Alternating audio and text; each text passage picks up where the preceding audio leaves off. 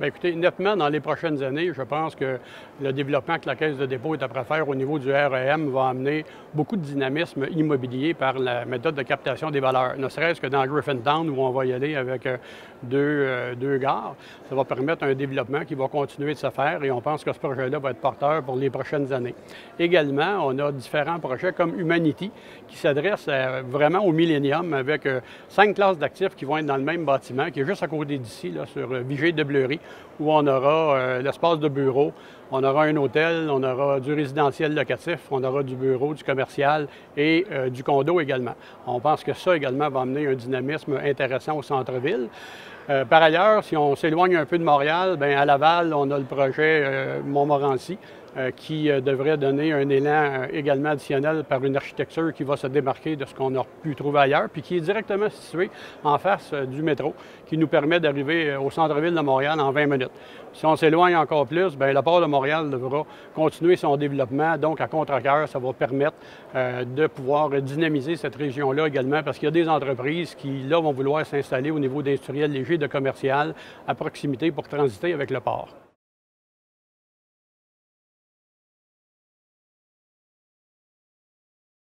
Je pense que le marché va s'apprécier encore. Il reste quand même des belles opportunités. Comme je vous dis, le projet de REM va amener une plus-value aux différents marchés.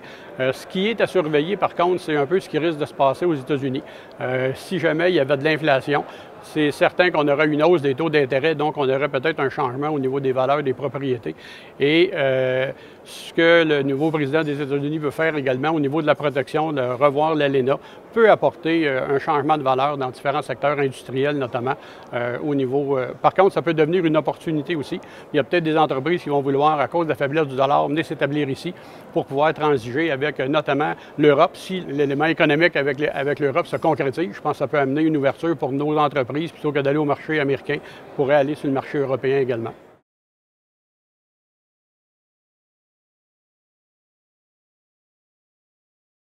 Le marché de Montréal est dans un bel élément. D'abord, on voit une reprise au niveau de la mise en chantier des condominiums.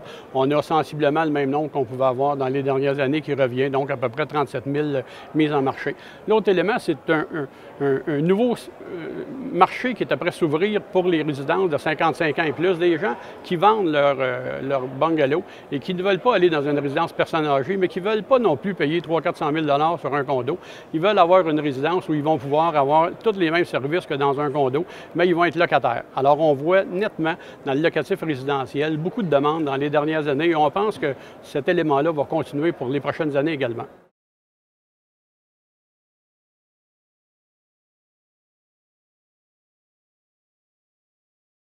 Alors, nettement, le développement du REM, voici tout ça va arriver après les auditions publiques qu'il va y avoir. Deuxièmement, ce que j'ai mentionné tantôt, la révision de l'ALENA et l'impact que ça peut avoir sur les taux d'intérêt et sur les difficultés de certains secteurs industriels comme le bois au niveau du marché québécois vers les exportations aux États-Unis.